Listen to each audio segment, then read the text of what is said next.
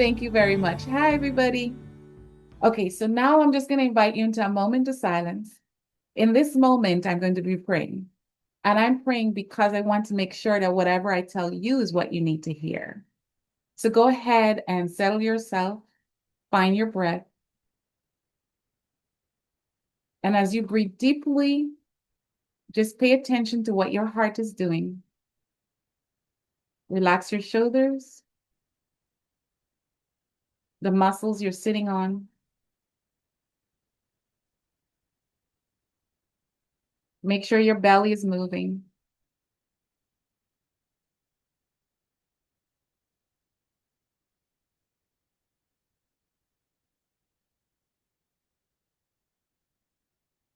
Sometimes you can just stay in a nice, deep breath.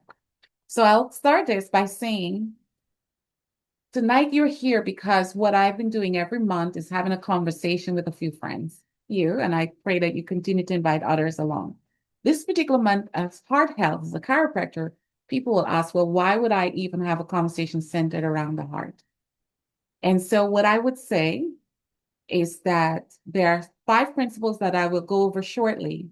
But before we even have that, let's look at the why.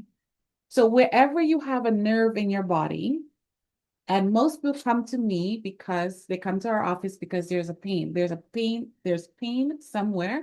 They have a problem. Wherever you have a nerve, you have 2 blood supplies, arteries and veins, and as well as the lymphatic system called the detox, or what I call the detox system.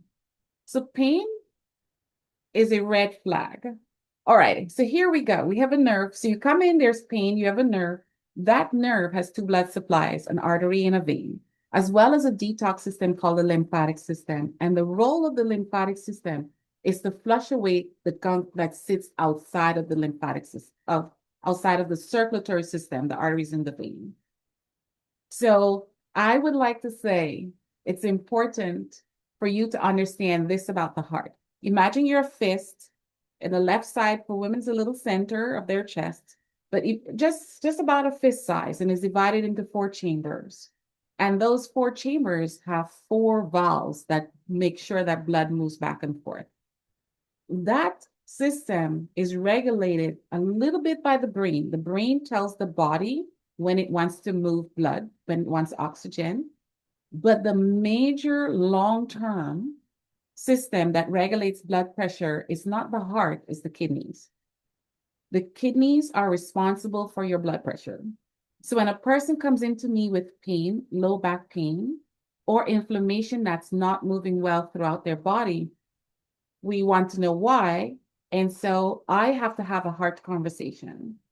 So I may take your blood pressure in the office, but it is just that, a blood pressure, just a tool, just a measure that says, this is where you are today and in this space. Because I'll tell you, the blood pressure along in the body, it's a snapshot. It goes up and down. Like right now, I'm sitting here. If I use a pulse ox and I check my pressure my pulse rate while I'm talking to you, because you're my friends and I'm doing something that's fun, it's because your heart beats about 70 times per minute. So right now I have a 99% saturation rate with my oxygen, and I have 94 on my pulse. I'm not running, I'm not going anywhere, but I'm under lights and I'm in the conversation with you. And I see my beautiful family from Guyana are on here. Hi, everybody. And so what happens is that your body is responding like it should by moving excess fluid or inflammation. So it is very normal as a chiropractor for me to be concerned about how blood is flowing. You have a nerve that registers and reads pain. Less than 10% of the nerves read pain. The rest of them go to organs. Your blood supply, if it's not regulated, if your detox system, your lymphatic system is not regulated, you'll end up with a problem. So tonight we're going to have a conversation about the 3 blood markers that every patient of mine and every person needs to know. But just before we dive into that, we can go to the 5 principles. If you're under my care, these are the principles by which we live. I'm the tabletop. I balance out your nervous system from God's plumb line at the back of your head down to your sacrum and all joints everywhere. My job is to make sure that your nervous system is working clear. That's your tabletop. Imagine that as a tabletop. Each leg of that table is supported by, for example, one is your nourishing foods. What you choose to eat, when you choose to eat, how you choose to eat it. Appropriate exercise. We were doing a breath exercise earlier. Breathing is the most important exercise. And if you spent time with us last year in June, we went deeper into breathing and the mechanics of breathing and how and when you ought to breathe. God gave you breath. And Romans 12, 1 and 2 that I live by says your body is a living sacrifice to him, and you do so by renewing your mind. So if you're not breathing well and often, then you have to practice that. Make sure you are. Adequate rest and relaxation, going to sleep, staying asleep, and relaxing your body whenever you can works well. And then your attitude toward yourself, your health, and others plays a big role. So if your tabletop is level, I've adjusted you and your four legs are not balanced, you're going to run into trouble. The next conversation we'll have is about those three markers that you ought to have. So hopefully you brought your lab work with you. You must, on your lab work, when you look at your lab work, first, to the right-hand side, usually, there is a range of numbers that it'll be. And what you want to do is use the high number. See, for example, it went from 60, whatever the score should be. It went from 60 to 100. You want to divide 100 and use 100 divided by 2. That's where your average number should fall. So you use the high number as the highest point you can be and the lowest number, and then find the average in between those. And that's where your norm should be on average. And this is because blood work, just like when you come and you take your blood pressure, is a snapshot. It just says on this day, at this time, this is where you are. It's a Polaroid. And so for us to determine a disease from one bit of lab work, it's inappropriate. We need to have a series of blood work. When we come to the ones that are really indicating your heart health, you must have your lipid panel, low density lipoproteins, high density lipoproteins, your triglyceride, and your total cholesterol number. Sometimes they will extend the lab and says VDLs and VVBLs. They go very detailed into those proteins. The other three that you must have, and if you don't have those down right now, take a note, take a picture of this slide. It's your homocysteine level, C-reactive protein, and lipoprotein A. And I'm going to repeat it for those people who are just listening. Homocysteine, C-reactive protein, and lipoprotein A. And there are a number of tests that you can use, but these are the standard. These are the basic three. So you must have your lipid panel, and then you're going to know these other three numbers. If you are under our care, we have, this is our lab sheet for our wellness patients. I'm flashing it for you to see. And depending on whether you're, there are two big lab groups around here. We use particular codes to indicate what we would like. But most, if not all of you, if you're under the care of a primary care provider, you can easily get these done in your lab panel. If you're under our care and if you don't have these numbers, I'd be happy to get it for you because it helps me determine how well your blood flow is going. So earlier I spoke about a nerve and then two blood supplies. Imagine those running together. So if your blood is not flowing well, or your lymphatic system that's next to your blood and next to the nerve is not flowing well, you can have a lot of pain and stay in a lot of pain. So let's go and look at what each of these mean. So the first one is the homocysteine. It's a protein. So folic acid is one of our vitamin Bs. And the way the body works is that something turns things on and then something carries something elsewhere. So amino acid is the lowest form of a protein.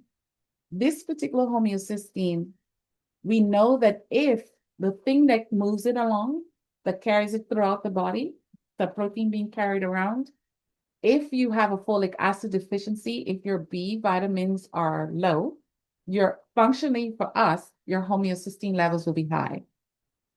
So I'm going to reverse that. If you look at your lab work and your homocysteine level is elevated, we would also want to know what your B6 number looks like. If your homocysteine number is up and stays up regularly, then we know that you have a higher risk of a cardiovascular disease, meaning that the heart of itself, that nice juicy organ that's a pump, will start to fail. So the walls of it will not do so well. You will hold on to having a misfiring of your electrical system. So the cardiovascular system has an electrical system and it starts to misfire, you can have a stroke. Or your blood can start clotting, meaning that prothrombin, which is another vitamin, that now starts to not work as well because everything in the body knits together in unison. Does this mean that you need to run out and take a vitamin B? No. You ought to be tested and retested to find out if you have a pattern. Dr. Levi's words, do not manage your life off of one blood test. Under my care, I want to see a year of your history. We will do supportive work for you, but certainly we will not, off of one lab work, determine that you're in a discomfort or dis-ease. So be careful with that. The second one is one I think every person, especially women, must know, is your C-reactive protein number. It's a systemic inflammation marker. This says that you're always inflamed. So we talked a little earlier about the nerve and then arteries, which carry oxygenated or fresh blood, and then veins that carry deoxygenated, or it's represented in a lot of pictures as blue blood. There's no such thing. You cut into a body, it's red blood. However, I know what they mean. It's blood that is carrying more carbon dioxide than oxygen. Women in particular need to know this number. Those varicose veins, those hemorrhoids, puffy under eyes, you're going to Botox it, those kinds of, the lack of wrinkles on your forehead means that you have swollen. You ought to, as you age, you should have wrinkles. Your face should move. If it doesn't move and it's stiff, it's fluid. It's fluid in your face. It's fluid near your brain, fluid in your sinuses, underneath the skin. So if you don't know your C-reactive protein number, you need to, because this is telling your body, and this is me and my team, this is telling me that throughout your body, wherever you have a vein, in your skull, underneath your fingernails, underneath your feet, your body is swollen. This means that your heart is working harder. So remember I said earlier, hopefully you remember that the kidney is the regulator of the blood pressure. So the kidney does its work because it manages long-term the total fluid in your body. When C-reactive protein is high, it's saying, listen, I can't manage this anymore. So the heart starts to send a protein that's in its wall out into the bloodstream.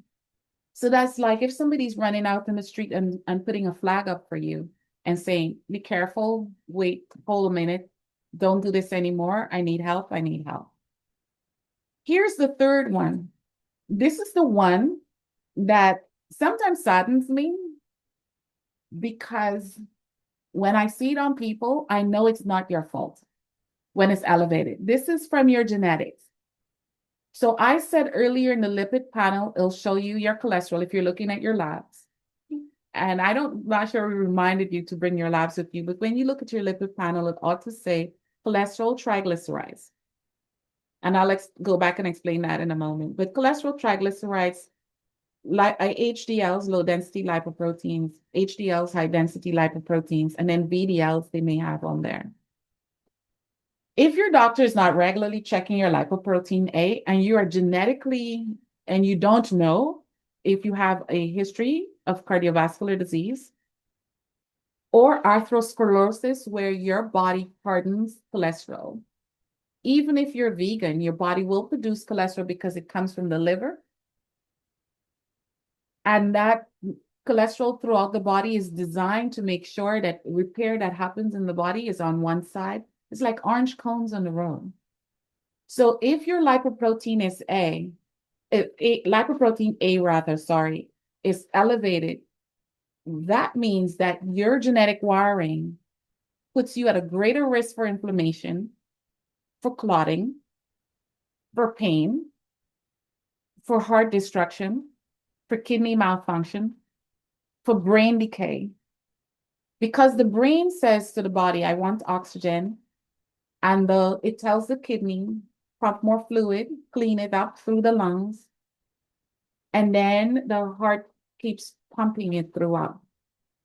When you're genetically predisposed, we cannot reverse that. We can only lessen the circumstances around it. It's a very tiny protein. There's also a B form, but this one is the one that I test most often, and I encourage people to make sure that you know.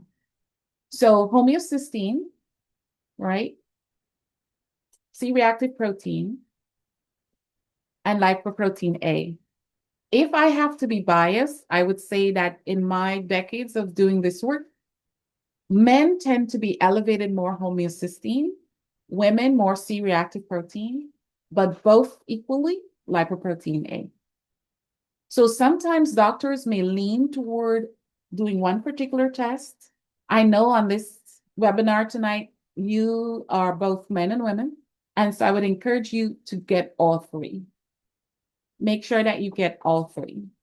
Now let's talk a little bit about how you clean this up. Because as a chiropractor, my goal is to make sure that you're out of pain.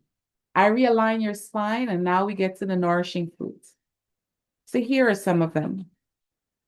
You have to focus if you want to know what's happening with your heart health and you want to maintain it outside of doing the exercises that bring up your heart rate. And I'm going to test mine again and see if I go past 99. I know my saturation because I did my cardio today. So my saturation on the pulse ox should definitely be at 99. But my pulse rate, because I'm in an environment that's not home and casual and relaxed, it may be higher. But I'm pausing so that you can take pictures or look at this. I am a big fan of low carbs. Healthy fats in as many plants as you can get in. So that was my pulse ox reading. So this is interesting because that read at 74. So that means as the presentation went on longer, I dropped my pulse by 20 points. That means percentage. At 20 markers, that means I'm getting more relaxed. I must have been nervous earlier. I did not feel it, but my body did. But look at these foods. And this was helpful. This came from online. This is not my magic stuff, but it identified different foods that work better to move the numbers down. Here is a caveat for homocysteine. See how it said B vitamins via leafy greens? Make sure like your spinach is lightly steamed. Don't overcook that. Make sure your kale is the leaves and you've broken it down. However, a big caution on your greens. If your family history leans toward kidney stones, make sure that you're doing enough water to flush all of the calcium oxalate that comes along with dark green leafy vegetables.